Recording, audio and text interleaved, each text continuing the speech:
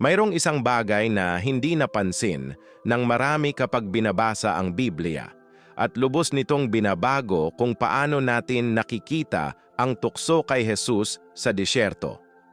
Hindi lamang ito isang komprontasyon sa pagitan ni Jesus at ni Satanas. Ito ay isang estratehikong larangan ng digmaan kung saan ang mga hindi nakikitang desisyon ang nagtatakda ng mga walang hanggang tadhana. Bagamat iniisip ng marami na ito ay isang sandali lamang ng pisikal na kahinaan pagkatapos ng 40 araw na pag-aayuno, ang katotohanan ay mas malalim.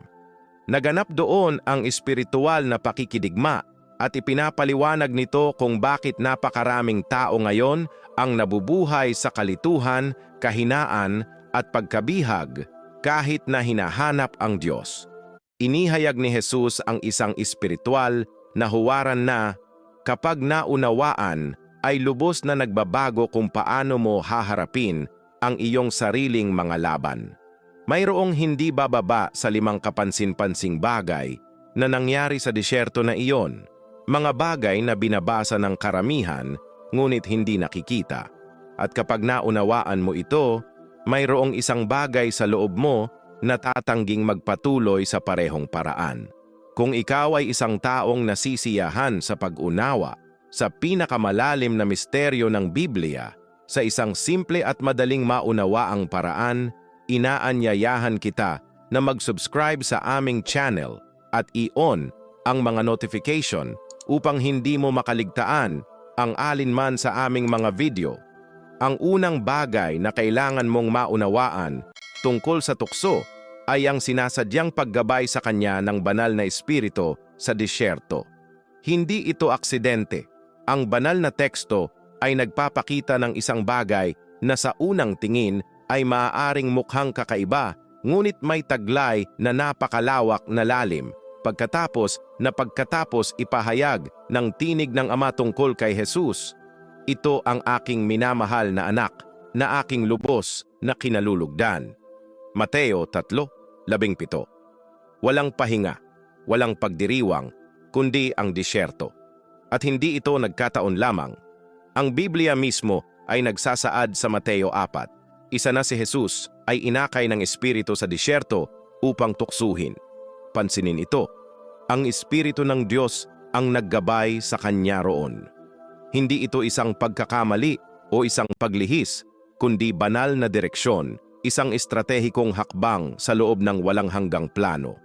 Kapag tiningnan natin ito gamit ang natural na mga mata, ang disyerto ay tila isang lugar ng pag-abandona, katahimikan at kakulangan.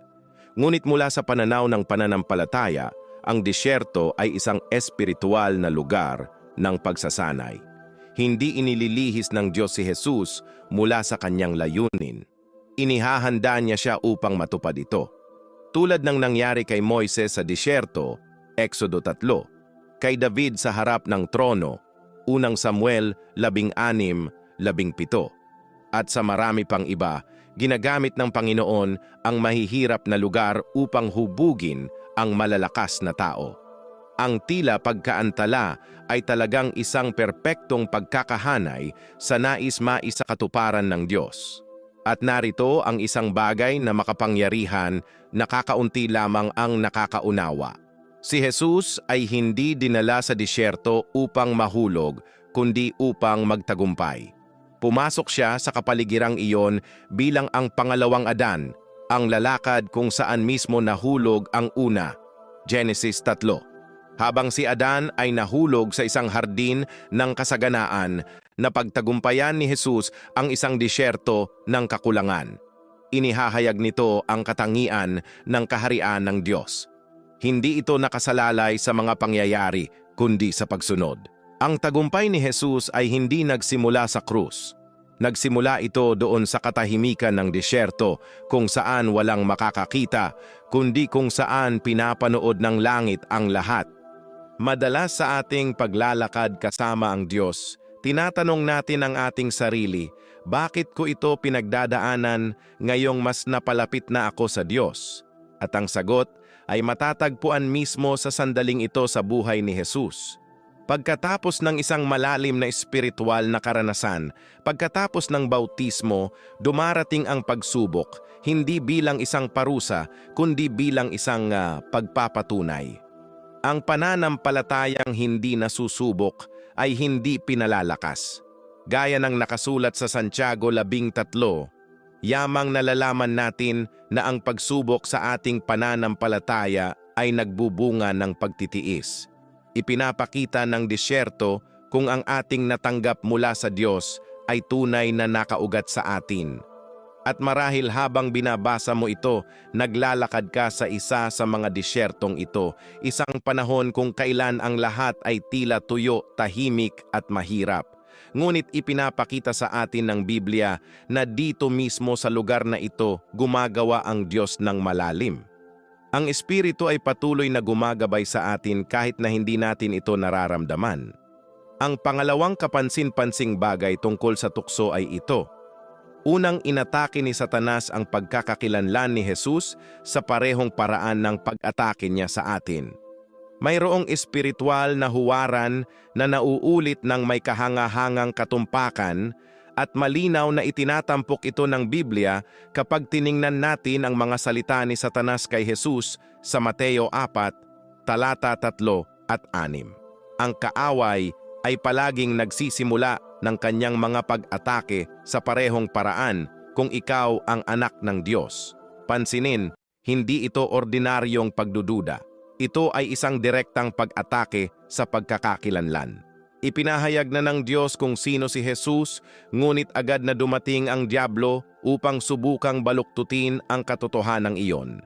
Nagpapakita ito ng isang malalim na bagay. Ang pinakadakilang espiritual na larangan ng digmaan ay hindi ang panlabas na kapaligiran. Ito ay ang panloob na paniniwala kung sino ka sa Diyos. Hindi nagsisimula si Satanas sa pamamagitan ng pag-aalok ng malalaking kasalanan o mga iskandalosong tukso. Nagsisimula siya sa isang simpleng mungkahi.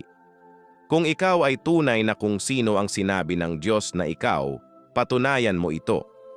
Ang ganitong uri ng pag-iisip ay banayad, ngunit lubhang mapanganib. Sinusubukan nitong itulak ang tao na kumilos sa labas ng kalooban ng Diyos para lamang patunayan ang isang bagay na itinatag na ng langit. Walang dapat patunayan si Jesus. Nagsalita na ang Ama. At narito ang isang makapangyarihang susi.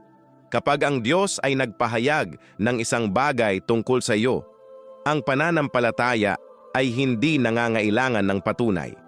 Nangangailangan ito ng pagkakapare-pareho. Gaya ng sinasabi sa mga taga-Roma 8:16, ang Espiritu mismo ay nagpapatotoo kasama ng ating espiritu na tayo ay mga anak ng Diyos. At ganoon nga ang nangyayari sa buhay ng mga lumalakad kasama ni Jesus ngayon. Pagkatapos ng isang makapangyarihang sandali kasama ang Diyos, isang panalangin, isang karanasan, isang desisyon, at magkasalungat na mga kaisipan ang lumilitaw. Totoo ba talaga ito? Tinawag ba talaga ako ng Diyos? Maaari ba talaga akong maligtas? Hindi ito nagkataon lamang. Ito ay isang espiritual na estratehiya. Hangad ng kaaway na nakawin ang naihasik na. Gaya ng itinuro ni Jesus sa talinghaga ng manghahasik. Mateo 13:19. Alam niya na kung magtatagumpay siya sa pagyanig ng pagkakakilanlan ng isang tao, maaari niyang pahinain ang buong paglalakbay. Ngunit pagmasdan ang saloobin ni Jesus, hindi siya nabibitag sa isang krisis, hindi naghahangad na patunayan ang kanyang sarili, hindi nakikipagtawaran ng may pag-aalinlangan. Tumutugon lamang siya gamit ang salita ng Diyos. Ipinapakita nito na ang pagkakakilanlan kay Kristo ay hindi sinusuportahan ng mga damdamin, kundi ng katotohanang inihayag sa Biblia. Kapag alam mo kung sino ka sa Diyos, hindi mo kailangang tumugon sa bawat pag-atake. Nanatili kang matatag. Sinasabi sa Efeso 6:13, upang sa pagdating ng araw ng kasamaan, ay makatayo kayo ng matatag, at pagkatapos ninyong magawa ang lahat, ay manatiling matatag. Ang paninindigang matatag ay isang tagumpay na kapag ang pagkakakilanlan ay naaayon sa sinabi ng Diyos. At may mas malalim pang nangyayari rito, isang bagay na direktang nag-uugnay sa susunod na hakbang sa labanang ito. Dahil kapag hindi ninakaw ang pagkakakilanlan, binabago ng kaaway ang mga taktika. Nauunawaan niya na nabigo siyang linlangin kung sino ka. Kaya, sinisimulan niyang subukang baluktutin ang paraan ng paggamit mo sa ibinigay sa iyo ng Diyos. At dito mismo nahuhulog ang marami ng hindi namamalayan. Ang ikatlong nangyari ay ito. Muling isinulat ni Jesus sa loob ng 40 araw ang kasaysayang hindi nagawa ng Israel sa loob ng 40 taon. Mayroong kahanga-hangang huwaran sa paraan ng pagtugon ni Jesus sa mga tukso at ipinapakita nito ang isang bagay na higit pa sa espiritual na pagtutol lamang. Ang bawat tugon mula kay Jesus ay hindi basta-basta. Partikular niyang sinipi ang mga sipi mula sa aklat ng Deuteronomio na hindi nagkataon lamang. Sa Mateo 4, 47 at 10, ipinahayag ni Jesus na susulat na tumutukoy sa mga tekstong ibinigay sa mga tao ng Israel sa pagtatapos ng kanilang 40 taon sa disyerto. Ngayon, isaalang-alang ito ng mabuti. Si Jesus ay nasa disyerto sa loob ng 40 araw at ang Israel ay gumugol ng 40 taon doon. Ang hindi nagawa ng isang buong henerasyon, magagawa ni Jesus sa loob ng ilang araw. Nang imungkahi ni Satanas na gawing tinapay ang mga bato, tumugon si Jesus sa Deuteronomio 8:3, hindi lamang sa tinapay mabubuhay ang tao, kundi sa bawat salitang nagmumula sa bibig ng Diyos. Direktang nahaharap ito sa panahon ng ang Israel ay nagreklamo para sa pagkain. Sa Exodo 16, nakakita ang mga tao ng mga himala, ngunit nagduda sa paglalaan ng Diyos.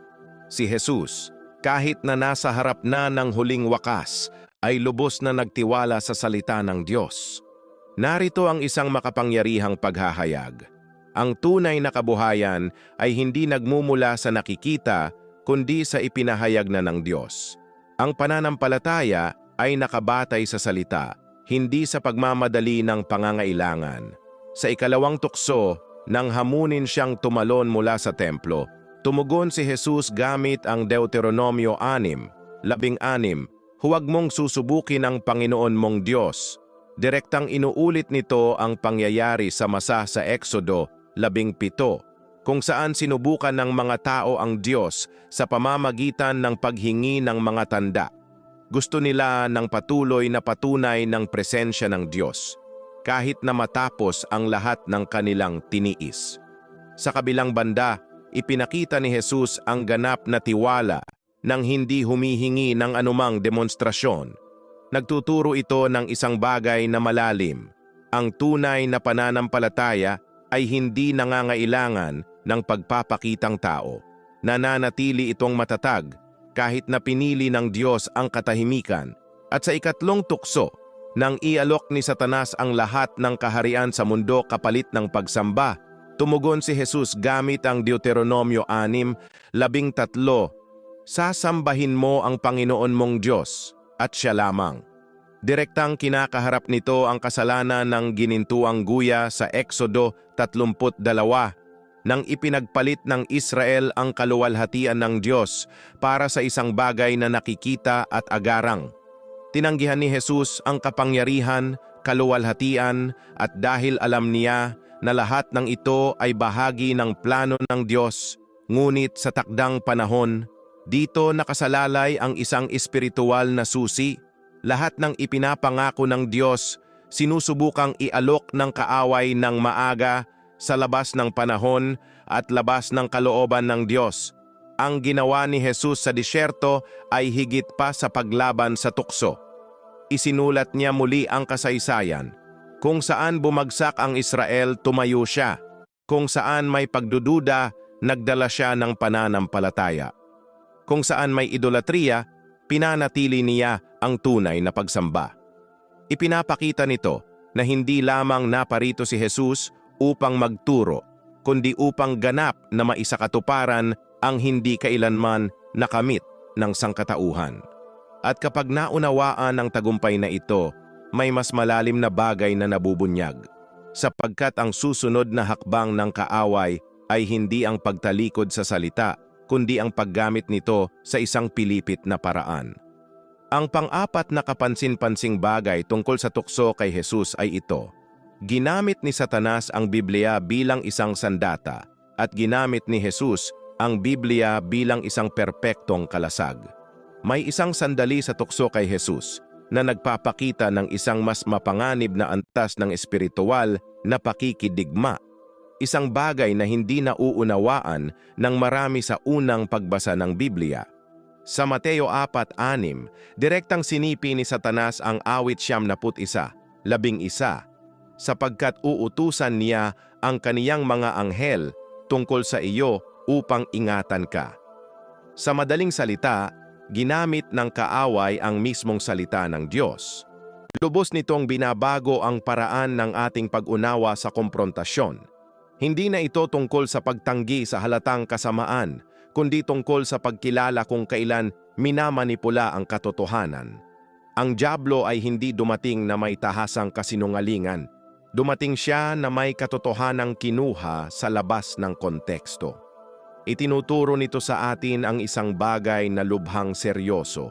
Hindi lahat ng sipi sa Biblia ay kinakailangang kumakatawan sa kalooban ng Diyos.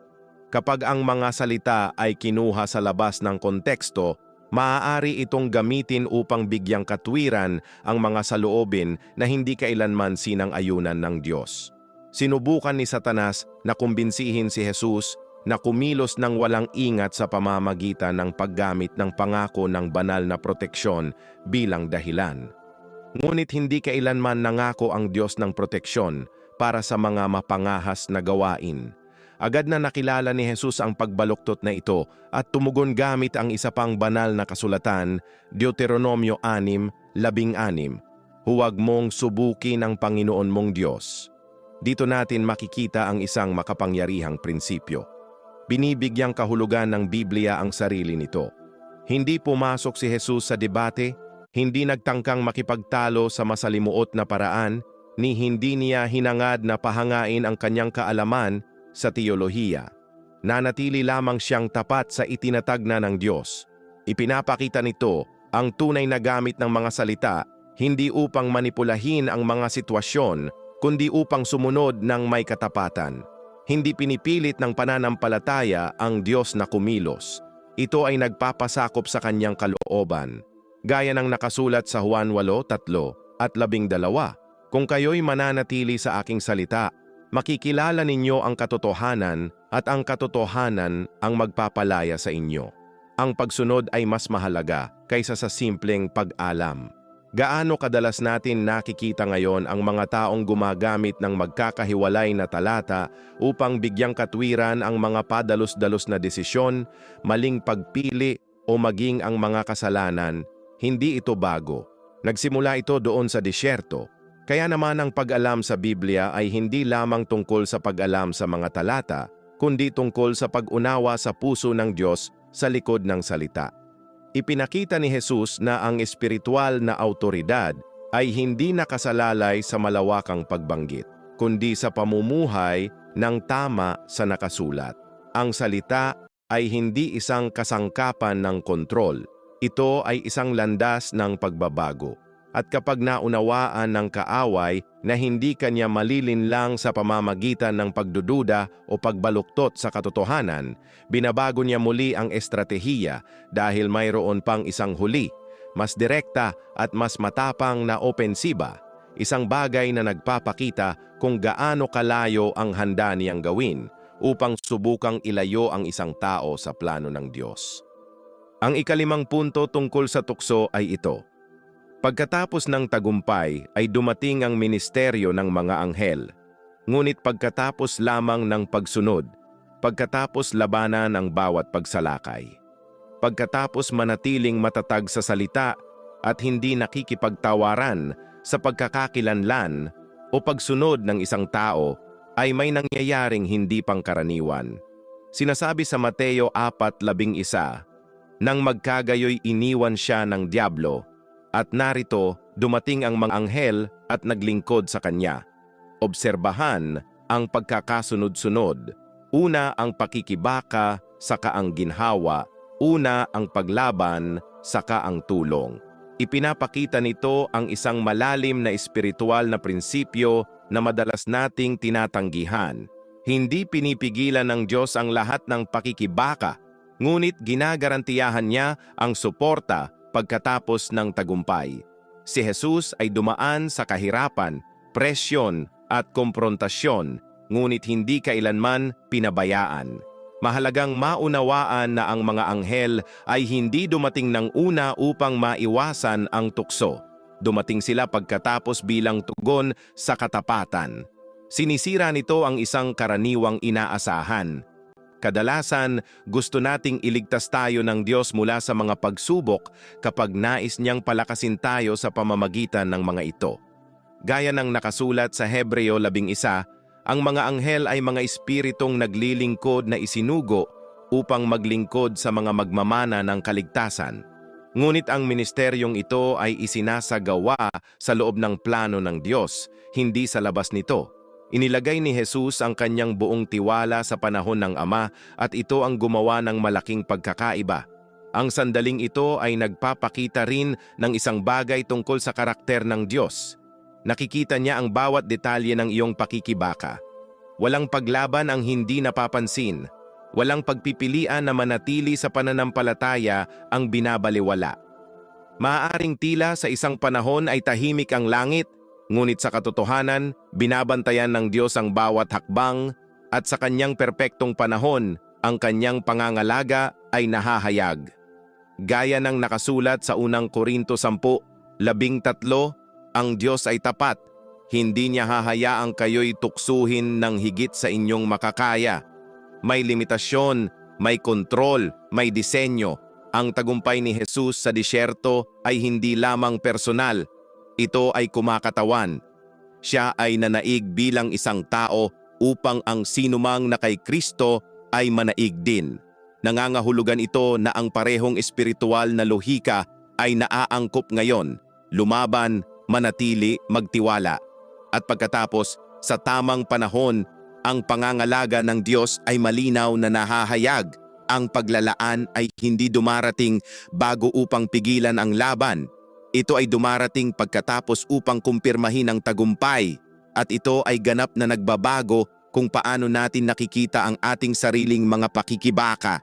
At kapag pinagsama-sama natin ang lahat, ang disyerto bilang isang estratehiya, ang pagkakakilanlang inaatake, ang salitang ginamit ng tama at ang katapatan na ginantimpalaan, nagsisimula tayong makakita ng isang espiritual na huwaran na nagbubukas dito. Isang bagay na hindi lamang tungkol kay Jesus sa sandaling ito, kundi tungkol sa lahat ng nagpapasyang sumunod sa parehong landas.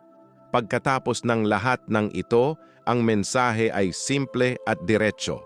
Si Jesus ay nagtagumpay sa disyerto upang ipakita na mayroong landas tungo sa tagumpay para sa mga nananatiling matatag sa Diyos. Hindi ito tungkol sa lakas ng tao, kundi tungkol sa pananampalataya sa salita, pagkakakilanlan kay Kristo, at pagsunod sa kalooban ng Ama. Ang ginawa niya ay hindi lamang isang halimbawa. Ito ay isang bukas na pinto patungo sa isang nabagong buhay. Ang desisyon ngayon ay nasa bawat individual. Ipinapakita ng Biblia na ang kaligtasan ay nasa kay Jesus. At ang pamumuhay ayon sa katotohanan ito ay ganap na nagbabago sa tadhana ng isang buhay. Hindi ito isang bagay para sa ibang pagkakataon. Ito ay isang bagay para sa ngayon. Kung naunawaan mo ang mensahe ng video na ito, i-click ang button na like at mag-iwan ng komento. Panginoong Jesus, ipinasya kong manatiling matatag sa iyong salita at mamuhay ayon sa iyong kalooban. Amen.